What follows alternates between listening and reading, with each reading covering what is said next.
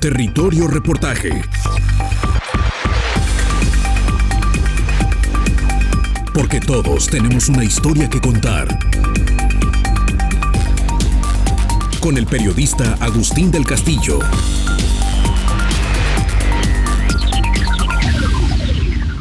La agenda del agua permanece como una de las más polémicas para Jalisco y el occidente de México en el año 2025. Contra el discurso triunfalista con que cerró la anterior administración del Estado, encabezada por Enrique Alfaro Ramírez, no está ni de lejos en camino de resolverse el abastecimiento de la ciudad. El agua no es suficiente porque se pierde y desperdicia, porque se pone como insumo de bajo costo para subsidiar negocios inmobiliarios que ni de lejos garantizan el suministro y además presenta una crisis ya de al menos 5 años por su baja calidad en relación a la potabilidad.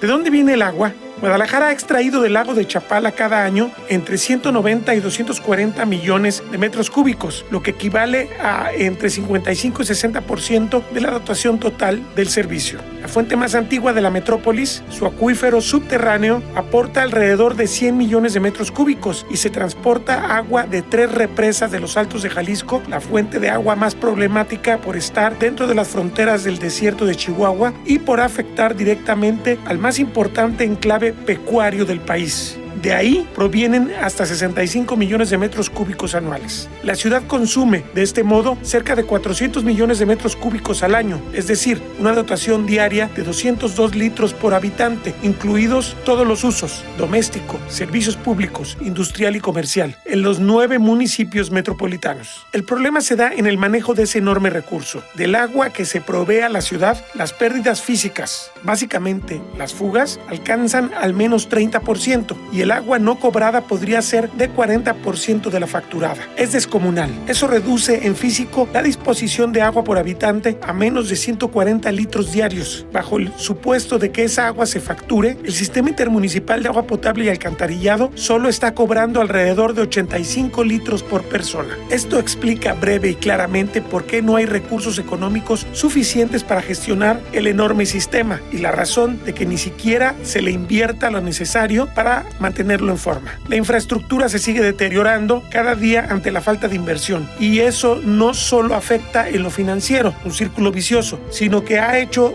descender la calidad del agua que reciben los tapatíos, la cual es hipotéticamente potable, pero en realidad viola, al menos en el tema de color, la norma oficial mexicana en la materia. Nos estamos acostumbrando a agua parduzca, amarilla o de otros colores porque no se aplican en volumen, continuidad y técnica los químicos indispensables en las plantas potabilizadoras de Miravalle, Las Huertas y San Gaspar, como le señalaron a Territorio Reportaje en una entrega anterior ingenieros expertos en química y conocedores del sistema de tratamiento del agua. Pero particularmente el tema del abastecimiento se condiciona tras que el gobierno del presidente Andrés Manuel López Obrador decidió acotar el proyecto El Zapotillo con la cancelación del acueducto para la ciudad de León y la reducción de la cortina de la presa a menos de 45 metros de altura contra 80 metros del proyecto original, lo que da una capacidad de almacenamiento cercana a 50 millones de metros cúbicos, casi la 10ª parte del proyecto original. A raíz de esto, la ciudad de León ha demandado se le entregue el agua, 120 millones de metros cúbicos a que tendría derecho desde otra fuente. Se definió que será la presa Solís, la principal de la cuenca Lerma, la que le abastecerá, proyecto que ya fue aprobado por la administración de Claudia Sheinbaum Pardo. Para algunos expertos, esto es señal de alerta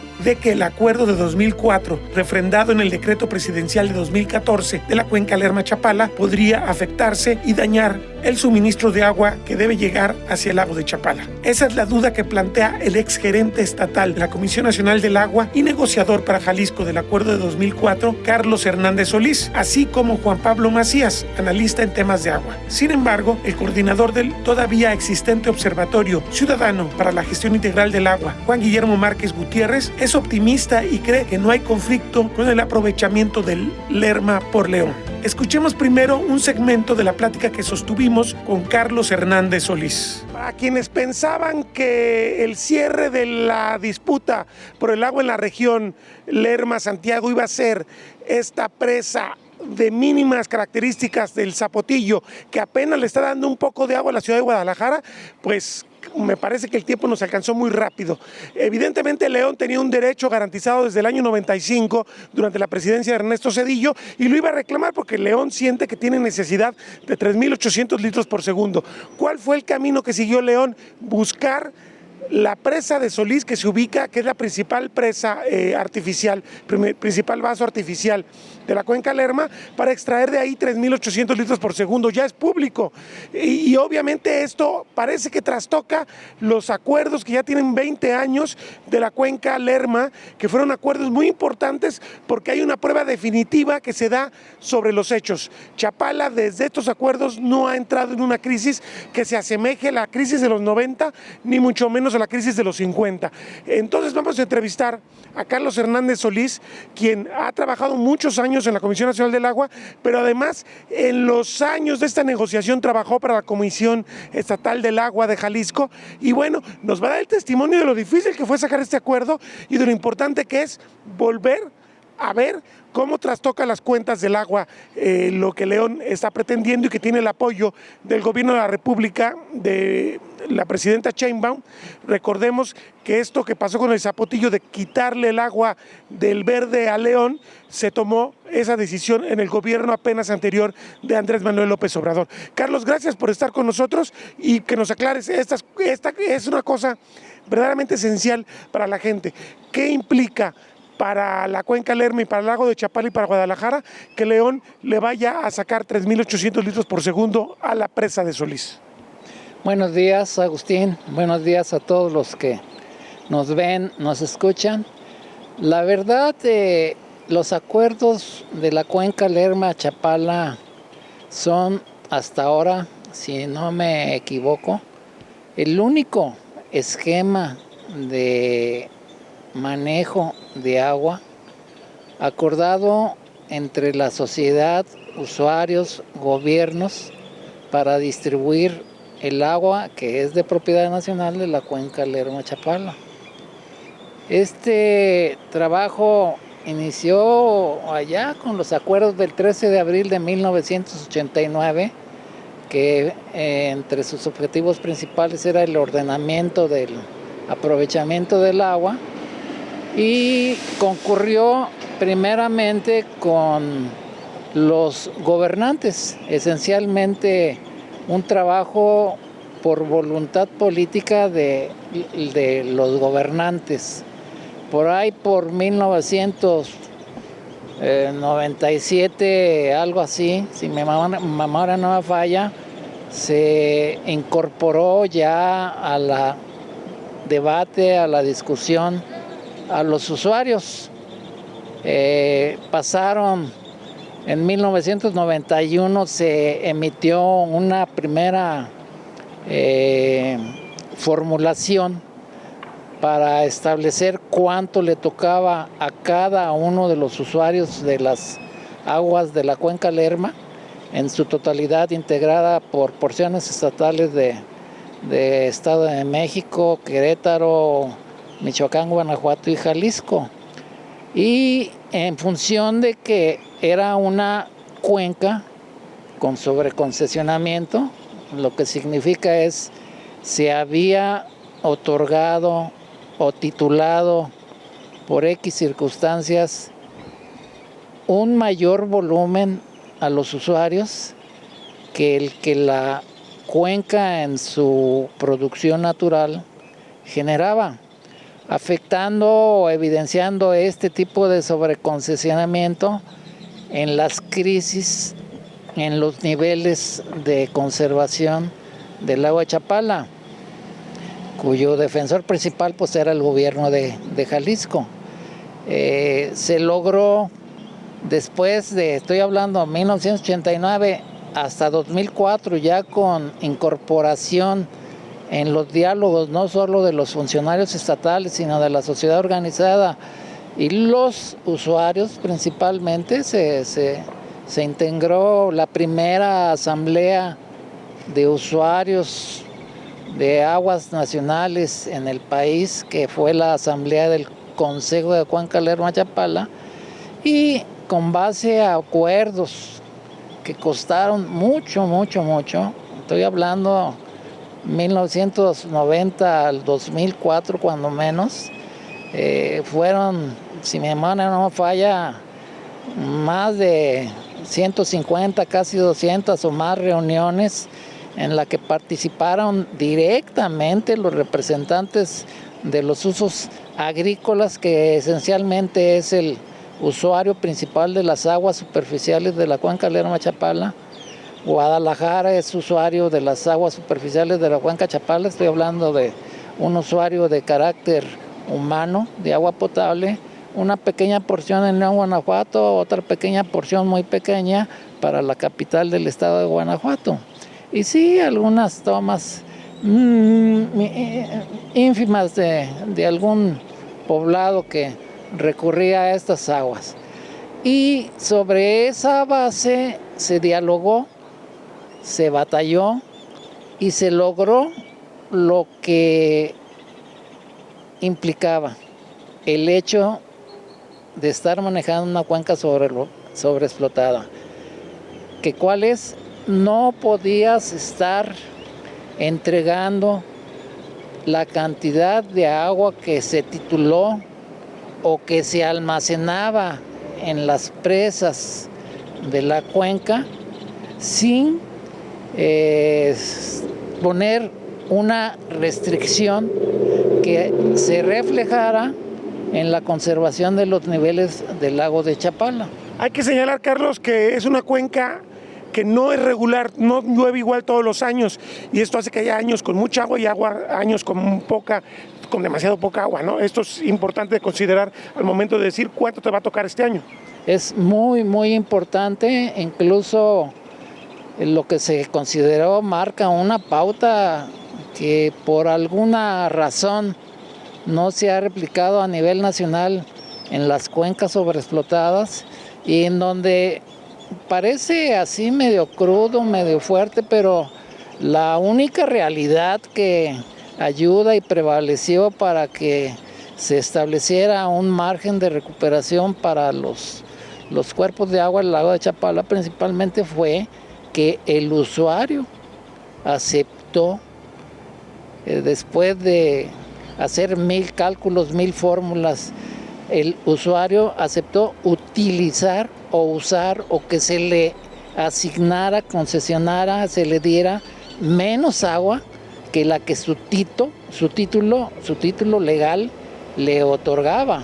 Igual podía tener 100, pero si la formulación que se acordó le decía te tocan 60, pues 60 y se aguantaba.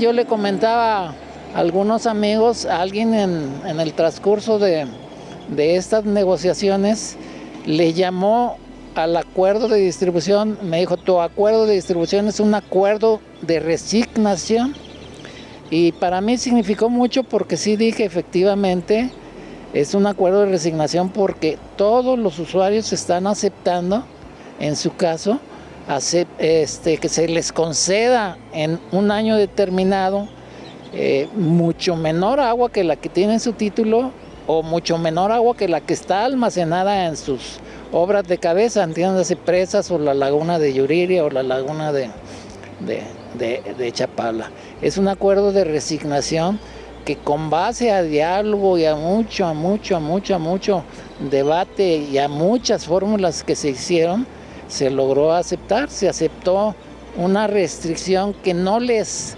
llevara a tener menos del 50% de lo que tenían titulado, asociado a que el nivel del lago de Chapala no descendiera por abajo de la cota 92, más o menos 2,000 millones de metros cúbicos de capacidad.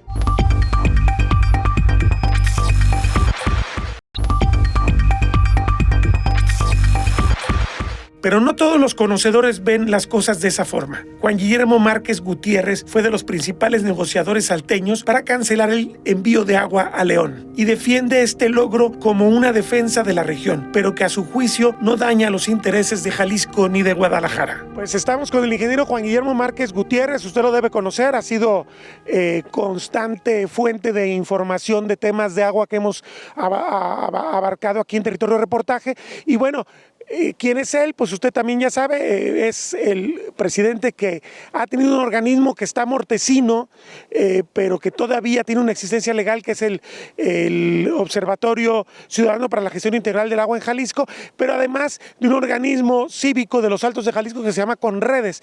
Independientemente de esto, pues muy activo, ha sido un actor activo en las discusiones y en las resoluciones sobre el tema de la crisis de agua en la cuenca del Río Verde. Ya lo hemos entrevistado también hace no mucho respecto a qué tan oportuna, qué tan adecuada fue la solución de la presa del Zapotillo a un nivel tan bajo.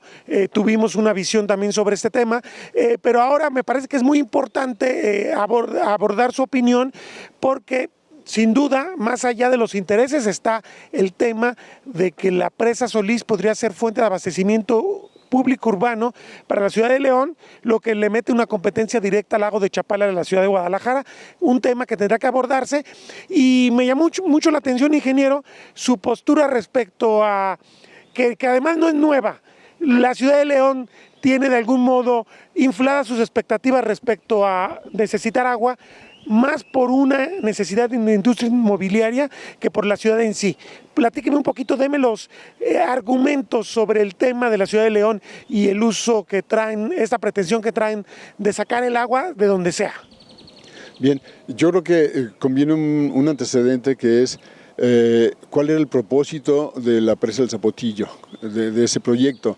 Entonces, hay declaraciones, hay documentos en donde se acredita de alguna manera que fue un proyecto concebido con una visión de negocio, de acaparar, de tener una llavesota que controlaba un concesionario, y de ahí, bueno, se desprendían muchos intereses, muchos impactos, una serie de cosas ahí.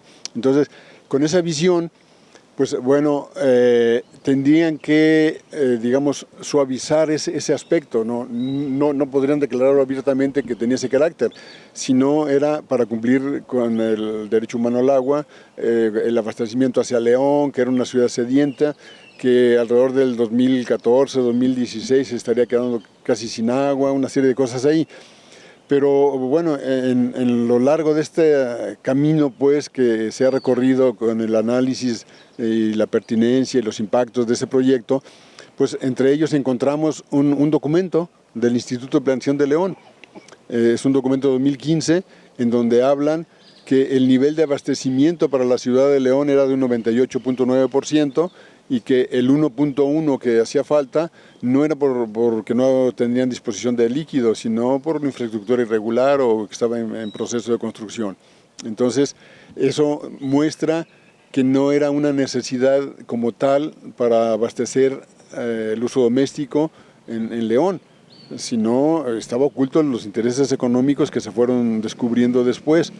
Entonces, ¿qué encontramos también por esas fechas?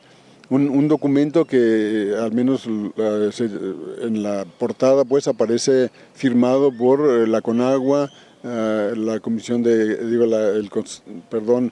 la Comisión de Cuencas de Guanajuato, el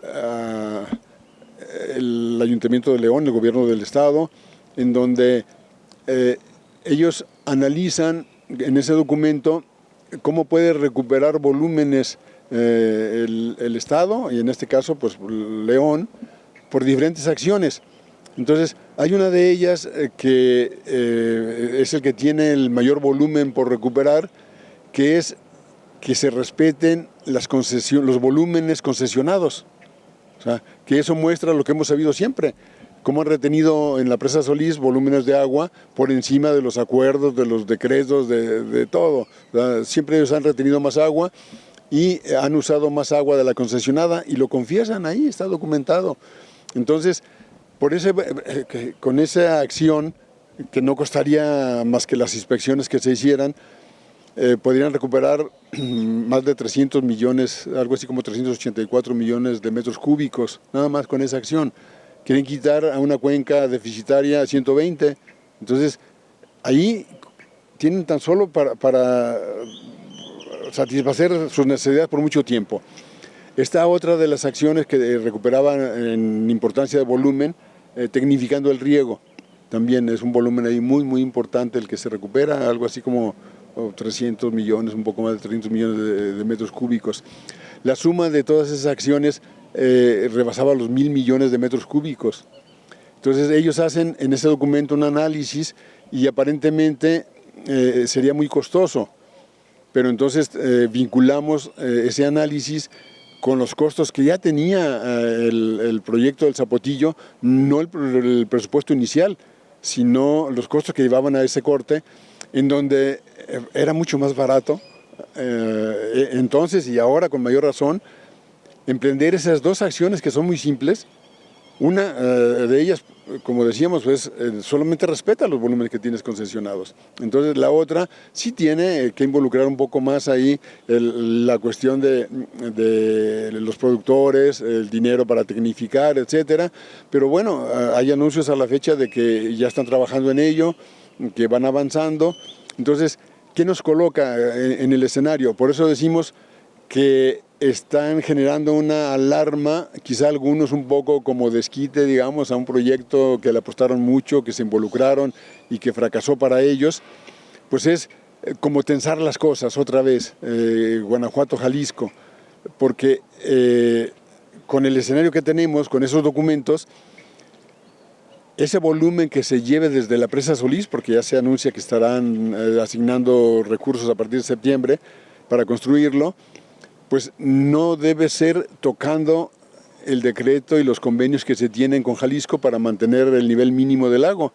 Debe ser eso con cargo a los usuarios de riego en Guanajuato, que deben respetar los volúmenes concesionados y que deben tecnificar su riego. Pero también hay una parte importante, se lo hemos dicho a Conagua y se lo repetimos hace una semana, tiene que flexibilizar las concesiones. Hasta ahora tienen una disposición en donde si tú quieres conservar el volumen que menciona ahí tu título, o gastas todo ese volumen o pagas una cantidad para conservar el volumen sin que te lo reduzcan. Entonces debe flexibilizarlo. O sea, y eso se puede hacer muy sencillo anualmente o en cada ciclo.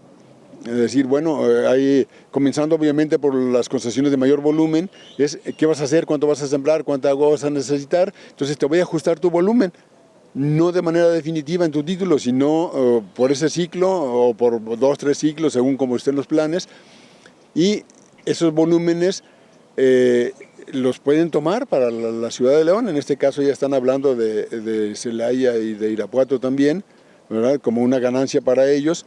Ok, pero eso se puede hacer sin que tenga que afectar a los vecinos, en este caso el lago de Chapala. Obviamente está ese ingrediente, pues, de al ser promotores y tener intereses directamente involucrados los agentes de gobierno, pues caen en ese juego de alguna manera, de presionar. Es como el desquite, ok, no me salí con la mía como estaba el proyecto, pero entonces ahora voy a meter presión porque voy a poner en riesgo la estabilidad o los convenios que se tienen con el estado vecino, en este caso Jalisco, y con Chapala.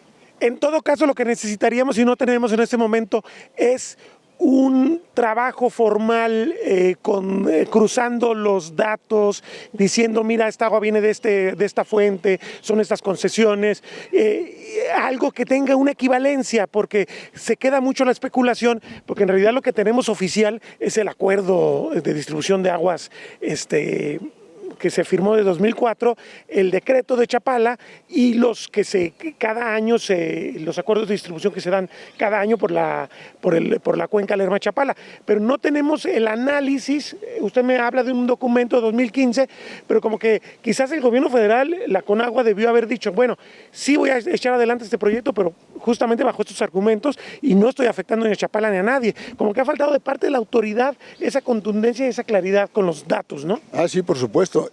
Porque han sido juez y parte. O sea, han sido promotores de un proyecto y han sido los que toman las decisiones porque la ley los faculta. Entonces, difícilmente ellos lo van a hacer porque sería reconocer lo que hicieron mal. Entonces, aunque hay cambios en algunos puestos, en algunas funciones de actores, los que están detrás siguen operando. Sí hay avance, hemos estado platicando con algunos actores de Conagua, sobre todo en el área jurídica, en donde ya no son tanto de ese grupo, pero en movimientos que hicieron en otras áreas, como la administración del agua a nivel del organismo de Cuenca, es fácil identificar de qué lado están quienes han ocupado ese puesto a partir de enero. Entonces, yo creo que ahí lo que cabría, y lo estaremos proponiendo próximamente, está pendiente una reunión con el gobierno federal para que se tenga una especie de consejo consultivo, el nombre que le quieran poner. O sea, tiene que haber tanto integrantes del estado de Guanajuato como de Jalisco, ajenos al negocio que se les cayó, pero comprometidos con el bienestar de las dos regiones o de los dos estados. Entonces, tiene que haber técnicos ahí que no han estado de parte de ninguno de los dos. Ingeniero, ¿pero de dónde sacamos esos técnicos? Porque de repente yo sí escucho este discurso, pero me da la impresión de que cuando se cambia en términos de calidad técnica, de formación técnica, para mal. Hemos visto una degradación del sector público en tema de agua, porque cada vez está llegando gente que conoce menos de los temas. Yo no sé si sea más que el tema de las gentes, el tema de los controles, el tema de cómo la opinión pública o los sectores de la sociedad intervienen en las decisiones, porque me da la impresión de que cuando tienes todo el poder, tomas decisiones sin consultar, pero si generas un modelo de consulta obligada que te lleve a un consenso, pues vas a acotar esos poderes, porque yo me pregunto si existe demasiado poder técnico, de conocimiento técnico en la sociedad civil. No lo he visto, pues, o sea, y terminan tarde o temprano cayendo en estos supuestos en los que estamos hablando de que se forman en las instituciones y que de algún modo tienen ciertos puntos de vista similares. O sea, no sé, creo que este es un gran problema, no nomás en el sector agua, creo que para todo el país y en muchas cosas. Sí, porque si vemos la transición o esa puerta giratoria que le llaman, tenemos ahora como asesores a exfuncionarios, que está bien, o sea, hasta un cierto punto. Lo malo es que si siguen ligados a los intereses que están detrás de todo esto, pues siguen siendo operadores o peones de un propósito. Entonces... Pero esto se resuelve justamente cambiando la composición de la toma de decisiones. Ah, claro. Y bueno, hablando de técnicos, digamos, en los sectores académicos o en las organizaciones civiles, todavía están ahí. Lo que pasa, es muy difícil mantener un ritmo. Nosotros vamos para 20 años y este último año ha sido difícil porque, al no tener un sueldo, al tener muchos ataques, al tener tentaciones tan grandes. O sea, hubo un momento en el tema del trasvase que hubo ofrecimientos hasta de 10 dígitos. Entonces, por un lado es difícil mantener un ritmo sostenido de un trabajo social de esta naturaleza y no caer en las tentaciones también, ¿verdad? Porque, ellos tienen todo el presupuesto que pueden disponer, porque si analizamos las asociaciones que están junto con los actores que permanecen ocultos, hay dinero que se les otorga, tenemos pruebas, tenemos documentos. Entonces, el argumento que daban en algún momento ciertos actores de decir es que estamos en un consejo en donde pues están los capitales ahí, nosotros nos movemos con nuestros propios recursos, no es verdad y quedó demostrado. Reciben recursos del gobierno.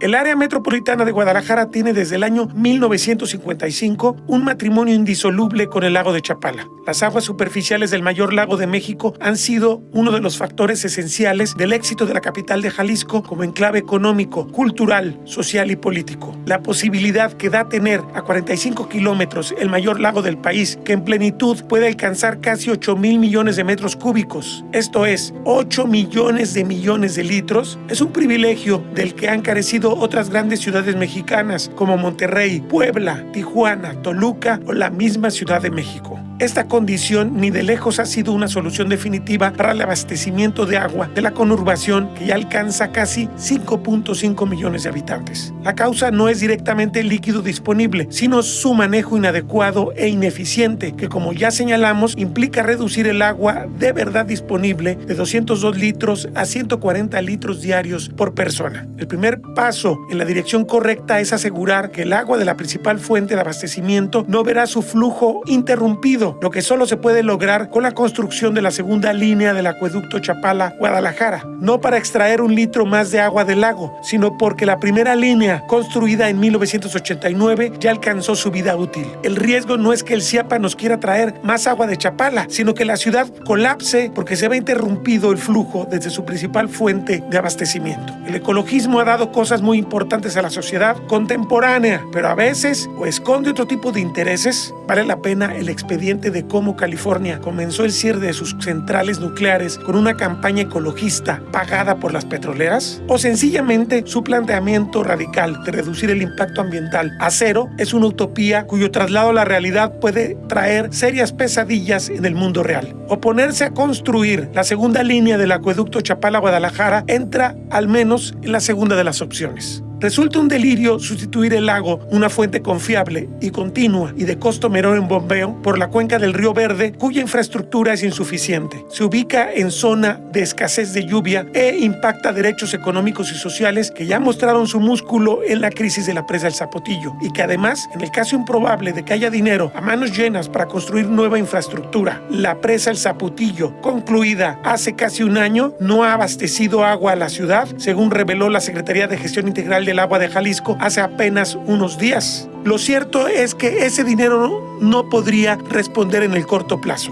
Importante cerrar el paso a la mala información. Al construir la segunda línea, se tiene posibilidad de rehabilitar progresivamente la primera, lo que hará una infraestructura confiable. Decir que eso hará que se saque más agua a Chapala es falso. Si en el remoto pasado se podía saber con relativa precisión el agua que se extraía de un cuerpo de agua, en la actualidad la más moderna tecnología obliga a los usuarios de agua a no violar los términos de su concesión, así se trate del uso público urbano, que es prioritario de acuerdo a la Ley de Aguas Nacionales. Es decir, ganamos en precisión respecto a la extracción. Una segunda ganancia es que el primitivo acueducto que entró en operaciones en 1955, denominado Canal de Atequiza, deja de usarse para agua potable, pues no está revestido, lo que implica pérdidas cuantiosas por evaporación, además de que está expuesto a contaminación, pues atraviesa poblados y zonas agrícolas, las cuales, por cierto, también poseen derechos sobre su uso. Solo quedaría disponible para una verdadera emergencia y sería deseable y saludable que el gobierno del Estado negociara esa agua con los agricultores, que tienen derechos sobre casi 90 millones de metros cúbicos más, para usarla como reserva de la ciudad.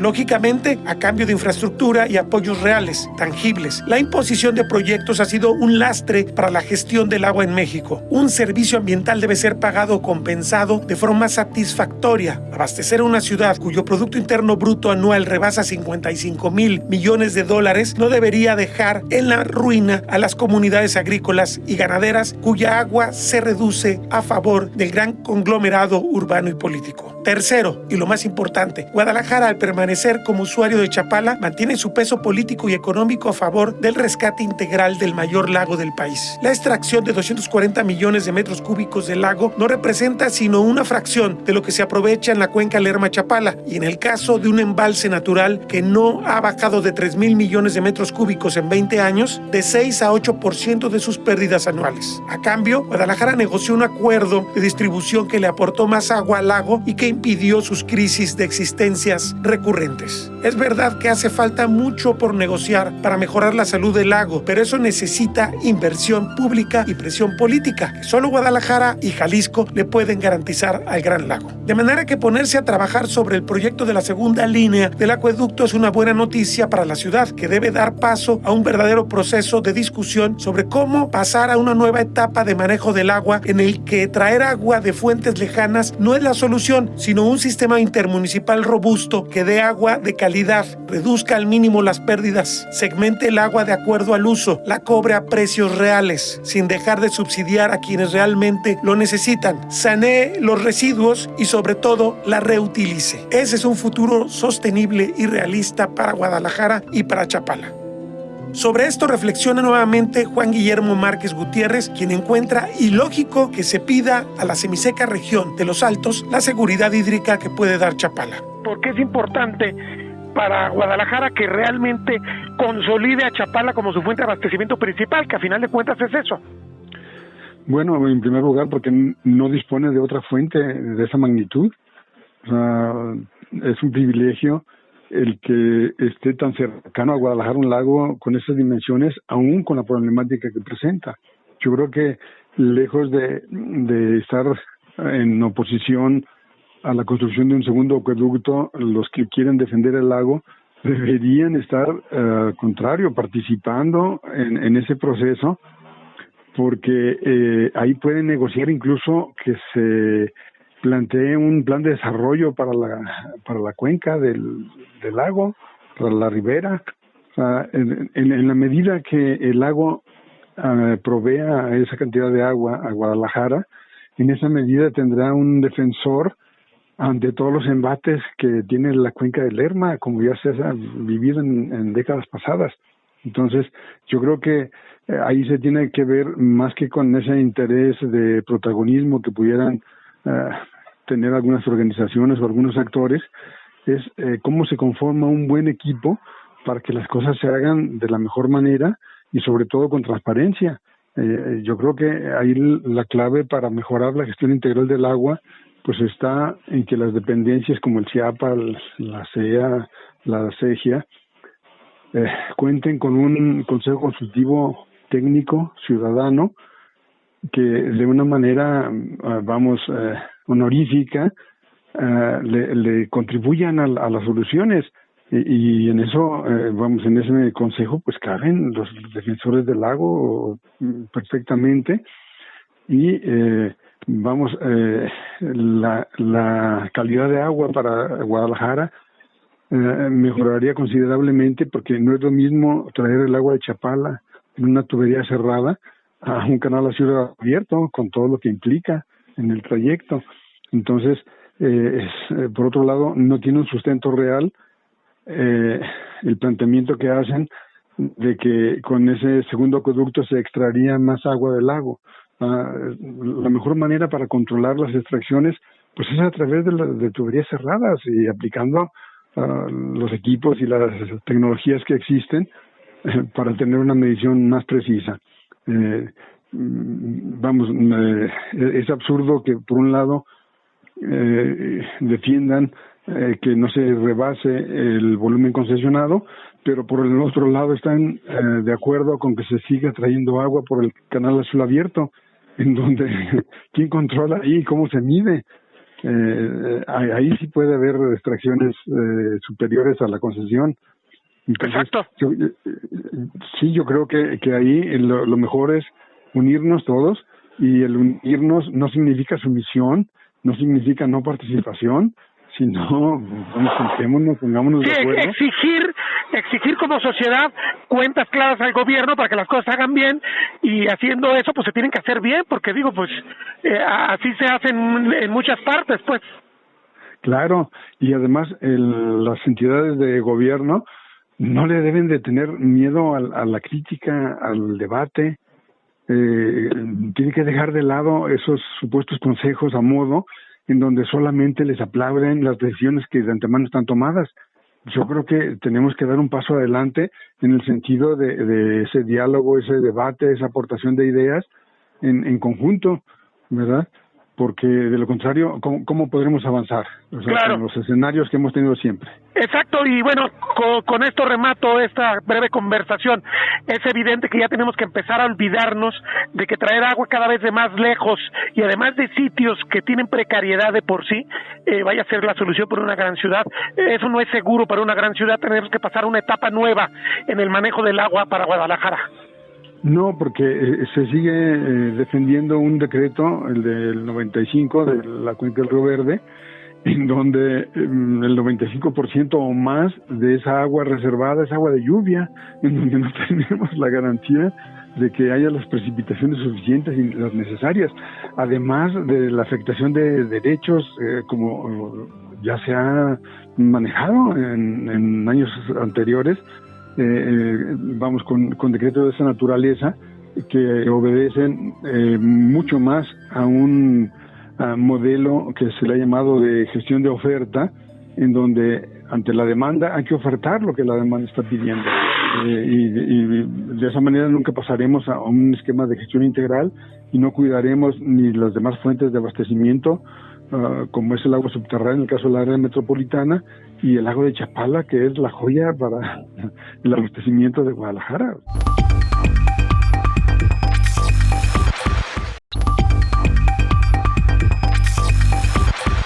Carlos Hernández Solís sostiene que el acuerdo de distribución del agua de la cuenca Lerma-Chapala es obligado de revisar si cambian las condiciones en sus usuarios, sobre todo bajo la premisa de que el uso público urbano es prioritario. Significaría que los derechos de León en la presa Solís están al nivel de los de Guadalajara en el lago de Chapala. Esto implica un trabajo técnico que se debe hacer a conciencia. Es un acuerdo de resignación formulado en base a simulaciones y respetado desde el 2000, gracias a este tipo de acuerdos se lograron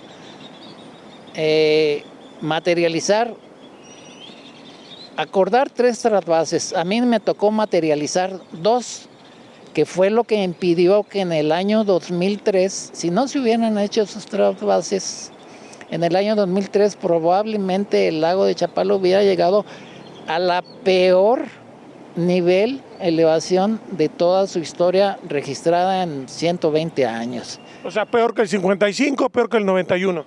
Peor que el 55, peor que el 91. El 55 fue la 90-80, algo así. En el 91, curiosamente, era la cota 91-91. Y de simulaciones también se estimaba que de no ser por los trasvases del 2003 se anduviera en 90-48 o algo así, más abajo de los 90-80. Y sí, efectivamente se asocia a este tipo de resignación o distribución de aguas el hecho de que la cuenca presenta años muy abundantes y años muy secos. Permíteme decirle a la gente, porque eso es importante para que lo entiendan de manera muy gráfica.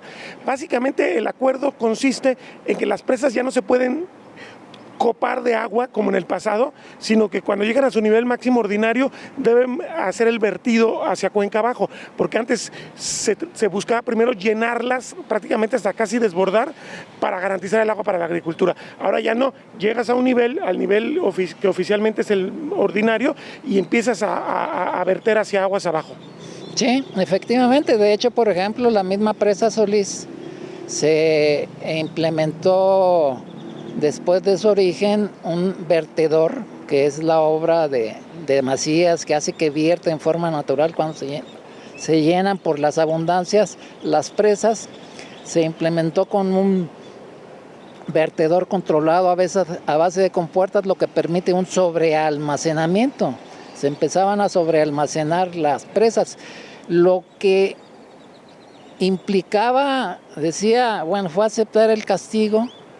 No solo es también aceptar culturalmente como hábito que no porque tengas una presa llena te la acabes, tienes que guardar la presa.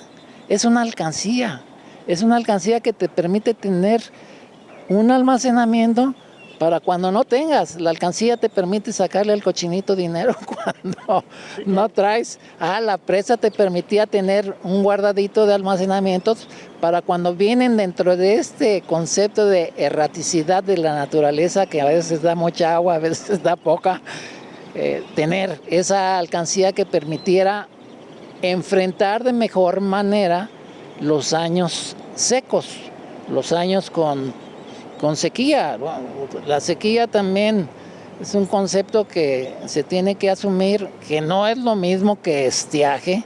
Estiaje es el periodo en donde no llueve en forma normal, ¿no? Aquí hablamos de sequías en febrero, marzo, y decimos, es que traemos un 10% de deficiencia en el mes de marzo. En el mes de marzo no llueve en esta región. Entonces, o si llueve a lo mejor 10 milímetros, si traemos un 10% de deficiencia, 1 milímetro. nos empezamos a enseñar a valorar en su debida consideración natural, potencial hidráulica, hidrológica, estos valores, ¿no? Entonces, para enfrentar todo esto de erraticidad, mucha agua, poca agua, de que opero mal y malgasto lo que debo de guardar para cuando no tengo, que es la operación económica de cualquier casa habitación, no te puedes dar al dispendio sin haber previsto que puedes tener situaciones de emergencia en donde tienes que recurrir a reservas aceptadas, insisto. Para mí es una satisfacción conocer este acuerdo. Creo que debe replicarse en muchas partes. A fin de cuentas, el acuerdo conlleva que la misma gente que vive de su recurso acepte la situación, se convenza y aplique lo que está aplicando para llevar mejor las cosas, ¿no? A fin de cuentas, se empezó a manejar, se hicieron los trasvases. Había antes de esto quien decía, quisiera saber quién se va a atrever a soltar agua de las presas de Alto Lerma hacia el lago de Chapala, ¿no? Bueno, se logró.